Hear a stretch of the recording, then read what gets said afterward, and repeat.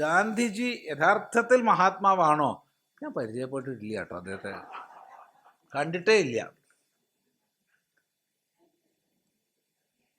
അദ്ദേഹത്തിൻ്റെ ശരീരം ശാന്തമായിട്ട് വളരെ വർഷങ്ങൾ കഴിഞ്ഞിട്ടാണ് ഈ ശരീരം ജനിച്ചത് തന്നെ. അതുകൊണ്ട് തന്നെ കാണാനും പരിചയപ്പെടാനും ഇടയായിട്ടില്ല.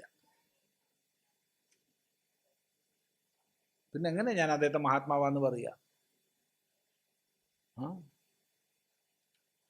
അദ്ദേഹത്തെ മഹാത്മാവെന്ന് ആദ്യം സംബോധന ചെയ്തത് സുഭാഷ് ചന്ദ്രബോസാണ്.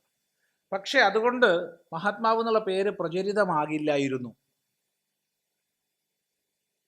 പിന്നീട് ബ്രിട്ടീഷ് ഗവൺമെൻറ്റാണ് അദ്ദേഹത്തെ മഹാത്മാവ് എന്ന് വിളിച്ചോളണം എന്ന് സർക്കുലർ ഇറക്കിയത്. ബ്രിട്ടീഷ് ഗവൺമെൻറ്, എൻ്റെ കൊല്ലം ഓർമ്മയില്ല, എൻ്റെ അടുത്തുണ്ടായിരുന്നു അതിൻ്റെ ഇത്.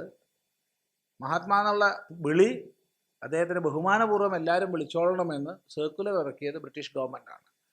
അതോടുകൂടി മഹാത്മാ എന്നുള്ള വിളി വ്യാപകമായി. ശരിക്കും അദ്ദേഹത്തെ മഹാത്മാവ് കൂടുതലാക്കിയത് ബ്രിട്ടീഷുകാരാണ്. ഏതായാലും നന്നായി.